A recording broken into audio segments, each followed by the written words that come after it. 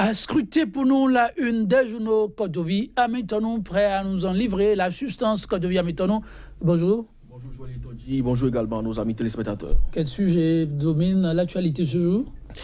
Sujet pas forcément, mais de toutes les façons, la rencontre gouvernement-syndicat, peut-être celle de la dernière chance, dit-on, occupe quand même une place de choix au niveau des canaux que nous avons ce matin, avec beaucoup d'analyses autour et celles qui invitent le chef de l'État à jouer de francs jeux avec les responsables syndicaux afin que la calmie revienne dans la maison. Les journaux Côte-d'Ivoire Amitonu vont devoir prendre le mal en patience avant de vous laisser développer. Je vous annonce, dès l'instant on entrait en studio, la dernière nouvelle, c'est que la rencontre n'aura pas lieu. Elle a été reportée. Oui, tout à fait. Il y a la base au niveau des syndicats qui réclament quand même la rétrocession d'abord des défalcations opérées sur les salaires et puis le virement effectif des salaires, alors qu'il paraît que certains n'ont pas jusque-là eu leur salaire. Ce serait pas, entre autres raisons, qui auraient conduit donc les responsables syndicaux à écouter donc la base et à ne pas pouvoir répondre à l'appel du gouvernement.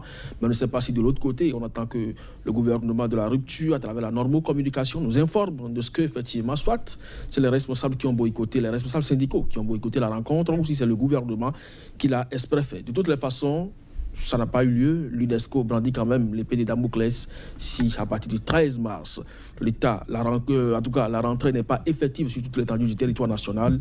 L'UNESCO somme l'État béninois de les restituer les fonds alloués à l'année scolaire 2017-2018. C'est quand même une menace à prendre au sérieux. Tout à fait. Côte-d'Ivoire Amitonu, on va à la découverte de l'essentiel à une à présent. D'accord, merci. Donc, Joël Tondji, on démarre avec le quotidien Actu Express de Médéric François Agongo qui se penche donc sur cette rencontre et met en titre durcissement de la fronde sociale, l'exécutif dans la dynamique de l'affrontement, une cascade de mesures impopulaires qui traduisent l'extrémisme de l'exécutif. Talon, réforme sur fond de terreur et de paupérisation, entre irréalisme et enfumage, plus de 95 milliards à 175 milliards pour la construction de l'hôpital de référence d'Abobé Calavi vers le scandale du siècle, s'interroge le quotidien. Des justifications du gap de 80 milliards s'imposent au nom de la bonne gouvernance. La dépêche.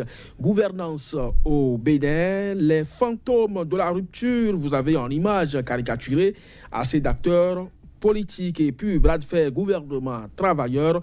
Martin Assogba invite à rétrocéder les salaires. Et bien sûr, c'est un appel lancé donc au gouvernement par le président de l'ONG Alcrer. La nouvelle tribune, aveu du chef de l'État dans la malgouvernance. Talon s'invite devant la justice, écrit le journal. Et puis, projet d'aménagement de la lagune et du contournement nord-est de Cotonou, les craintes du comité des propriétaires de maisons concernées, rencontre gouvernement syndicat, une énième négociation ce jour pour le dégel de la crise et puis réflexion de l'ambassadeur Candide Aguassou face donc aux réformes. Le chef de l'État a-t-il toujours la confiance du peuple? L'Afrique en marche, cette fois, sortie de la crise sociale. Les députés du BMP orientent les agents défalqués vers la Cour suprême. Journée internationale du 8 mars. Femme béninoise, connais-toi toi-même, même si la rupture est en instance de divorce avec toi. Et puis, parlant donc de la reprise des négociations gouvernement syndical, des propositions fiables attendues, donc préconise l'Afrique en marche. Le nouvel observateur économiquement asphyxié, le Bénin recherche 35 milliards de francs CFA sur le marché de l'UEMOA. Bourde présidentielle de Patrice Talon à l'Elysée. La superficie du Bénin est de 114 763 km², et non 112 600 km².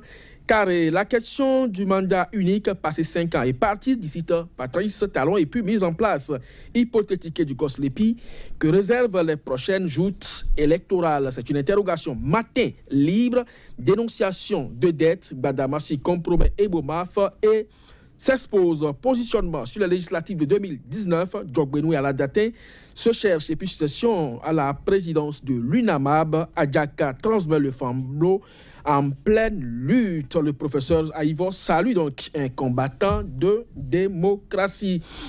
Point.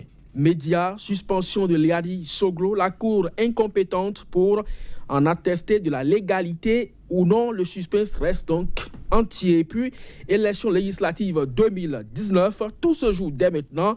La mouvance file du mauvais coton, constate Point Média, qui continue enlisement de la crise sociale, talon, nécessité d'agir en homme d'État halte, donc à la complotité. Puis, mouvement syndical estudiantin, un arrêté ministériel fixe les nouvelles règles. Le ministère et le rectorat choisissent désormais les représentants des étudiants. Joël Yetonji. Merci à vous, Kodjovi. Maintenant, je souris à cause du dernier titre, que ce soit le rectorat qui choisit désormais. Rectorat et ministère qui vont désormais, conformément à cet arrêté ministériel, désigner les représentants des étudiants. En tout cas, le sujet est au menu, mais mon arrêt, je le fais sur la dépêche. Bras de fer, gouvernement et travailleurs. Matin à Sogba, l'homme dont on dit la voix se fait de plus en plus rare, qui finalement ont le silence et demandent à ce que les fonds défalqués soient rétrocédés. Oui, ce n'est pas la première personnalité de la société civile à donner de la voix. Il y avait aussi Jean-Baptiste Elias, la plupart des travailleurs pensaient déjà être dans la sauce, qui ont commencé donc à donner de la voix. C'est la preuve que le gouvernement doit pouvoir quand même aussi se poser des questions.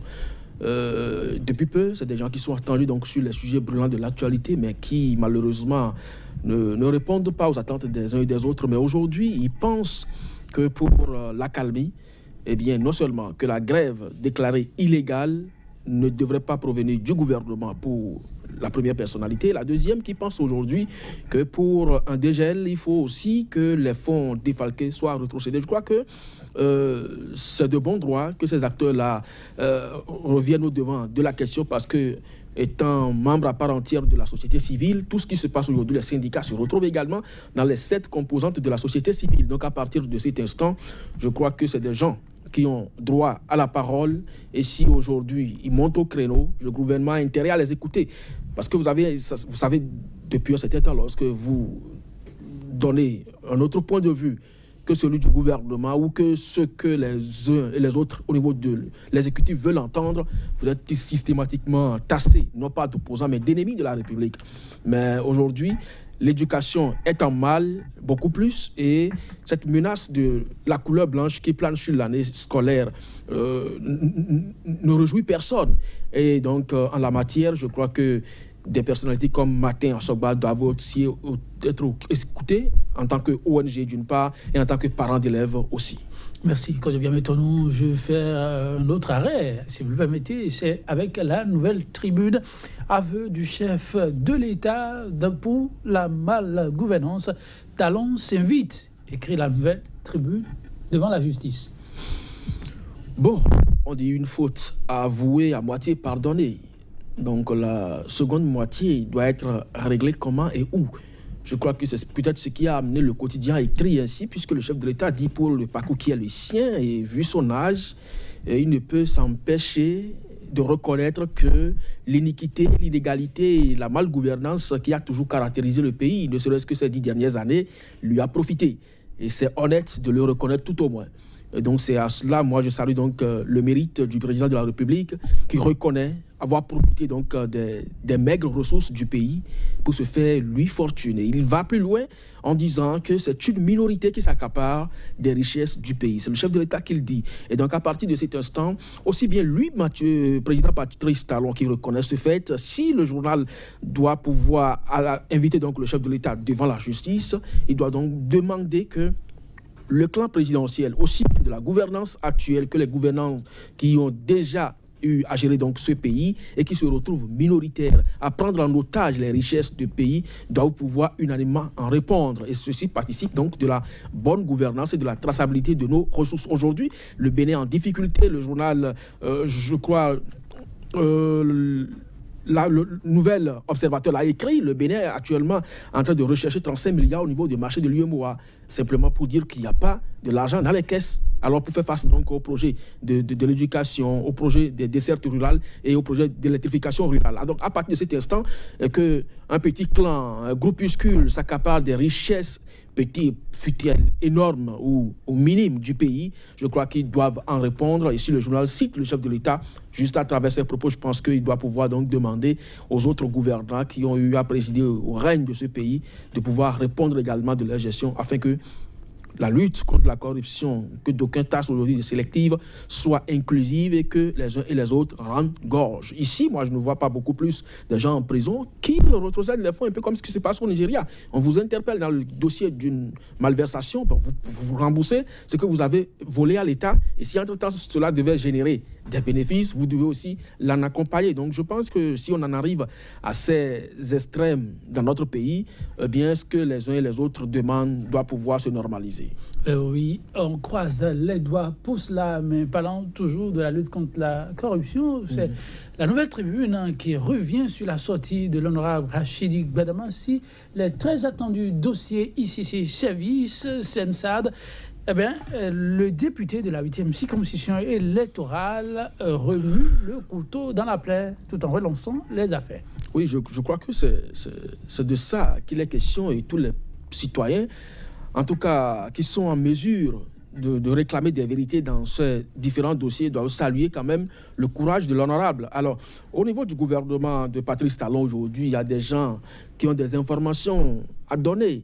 Le ministre Koupaki, il a pendant longtemps dit qu'il n'est pas au courant, il n'est pas impliqué dans le dossier ici ces services.